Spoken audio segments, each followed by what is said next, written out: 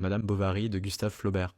Si t'aimes ce genre de contenu, like, abonne-toi et dis-moi en commentaire quel livre je dois résumer ensuite.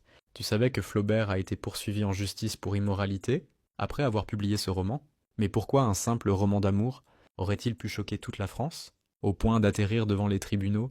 Je te donne la réponse à la fin.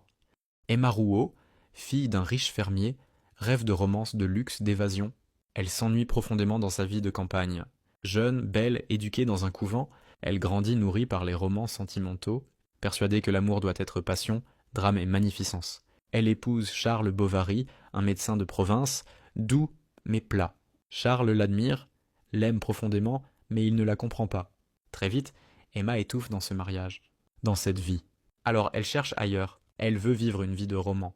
Elle tombe dans les bras de Rodolphe Boulanger, un homme cynique qui joue avec ses sentiments. Puis elle s'attache à Léon Dupuis, un jeune clerc, sensible, plus doux. Mais ses aventures amoureuses ne la comblent pas. Elle veut plus, toujours plus. Elle se jette dans une course effrénée à la consommation. Robes, bijoux, meubles. Elle s'endette, ment, manipule. Charles, aveuglé par son amour, ne voit rien venir. Mais un jour tout s'effondre. Ses amants la rejettent. Les huissiers frappent à la porte. L'humiliation est totale, et Emma, incapable de faire face, commet l'irréparable. Charles découvre la vérité trop tard, et meurt de chagrin. Leur fille, Berthe, finit ouvrière dans une filature. Finalement, pourquoi Madame Bovary a-t-il choqué toute une nation? Parce qu'en 1857, dépeindre avec réalisme l'adultère féminin, le désir, l'ennui conjugal, c'était un crime contre la morale.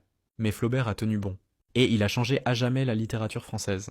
Et si t'es encore là, écris Emma en commentaire et dis-moi quel livre tu veux que je résume ensuite. Like, abonne-toi et continue de nourrir ton esprit.